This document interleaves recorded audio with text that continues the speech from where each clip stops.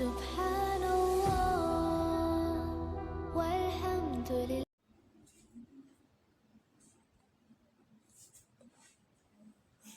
আসসালামু আলাইকুম, নতুন একটি ক্লাসে সবাইকে স্বাগতম। আজকে কথা বলবো আরবি বর্ণমালা 29টি আমরা পড়বো ক্লাসে। ঠিক আছে, আজকে হরকত নিয়ে কথা বলবো। হরকত হচ্ছে এক জবর এক জের এক পেজকে হরকত বলে। হরকতে উত্তর তাড়াতাড়ি পড়তে হয়। আলিফের উপর হরকত পড়লে আলিফ হামজা হয়ে যায়। তাহলে কি হরকত এক জবর এক জের এক পেজকে হরকত বলে।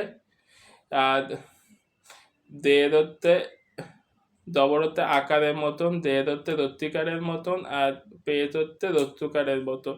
আর হরকতের উত্তম তাড়াতাড়ি পড়তে হয়। আর আলিফের উপর হরকত হলে হামজা হয়ে যায়। অরিজিনাল আমরা হামজা থাকে, আলিফের উপর হরকত দিলে ছোট হামজা হয়ে যায়। এবার আমরা হরকতের উত্তর দেখি, তাড়াতাড়ি পড়তে হয়।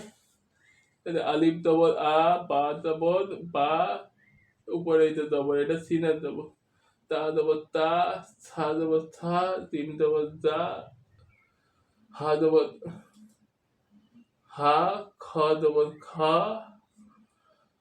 জাল জবর জা, জাল জবর জা, জাল জবর জা, রা জবর রা, ঝা জবর ঝা, সিন জবর সা, সিন জবর সা, সদ তে, সদ জবর সা, দাদ জবর দা, রা জবর রা, ধা জবর ধা, আইন জবর আ, গাইন জবর গা, ফা জবর ফা, কাপ জবর কা, আবার কপ জবর কা, কাপ জবর কা, আবার লাম জবর লা, মিম জবর মা, নুন জবর না, অ জবর ওয়া, আ জবর ওই,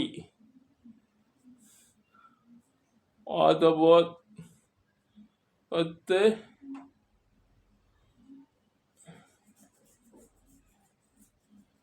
অদের উই, অ জবর ওয়াও, অ জবর আও, অদের হুই, অপেদ উ, অ জবর ওয়াও, হা জবর হা,